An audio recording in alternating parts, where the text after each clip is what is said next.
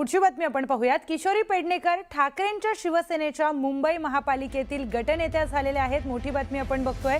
किशोरी पेडणेकर या शिवसेना उभाठा पक्षाच्या गटनेत्या झालेल्या आहेत। सकाळपासून आपण बघत होतो की गटनेतेपदी नेमकी कोणाची निवड होणार आहे याची उत्सुकता ही शिगेला पोहोचलेली होती, कारण जो गटनेता असेल तोच विरोधी पक्षाचा नेता म्हणून निवडला जाईल अशी देखील माहिती होती। त्यामुळे किशोरी पेडणेकर आता ठाकरेंच्या शिवसेनेच्या मुंबईतील महापालिकेतील गटनेत्या झालेल्या आहेत। ही मोठी बातमी आपण बघतोय। किशोरी पेडणेकर या माजी महापौर आहेत आणि आता गटनेतेपदी त्यांची निवड झाली आहे। थेट जाऊयात आपले प्रतिनिधी सुमित सावंत यांच्याकडे। सुमित, मगाशीच आपण बोललो की नेमकी कुणाची निवड गटनेतेपदी होणार आहे याची उत्सुकता होती, आता ते नाव समोर आलंय।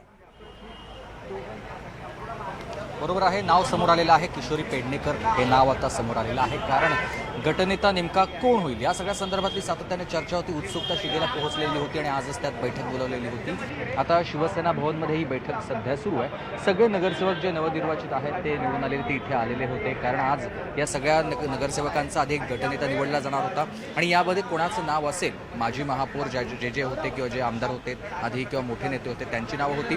दुसऱ्या बाजूला आणखी सचिन पडवळ किंवा जे नवीन नगरसेवक आहेत त्यांना संधी मिळते का हे देखील चर्चेच्या परिघात सगळे आलेले होते, पण अखेर निर्णय झाला। एकमतानं किशोरी पेडणेकर यांची गटनेतेपदी निवड झालेली आहे।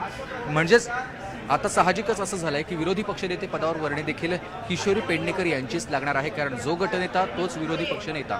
आणि दुसरा भाग त्याच्यामध्ये आणखी एक महत्त्वाचा हा आहे, आता निवड तर झालेली आहे पण या सगळ्याची नोंद होणार आहे आणि त्यामुळे या सगळ्या नगरसेवकांना इथून नेलं जाणार आहे। म्हणजे सगळेच नगरसेवक आधी जाऊन बाळासाहेबांच्या स्मृतीस्थळावरती नतमस्तक होतील आणि त्यानंतर हे सगळे नगरसेवक जाणार आहेत बेलापूरला।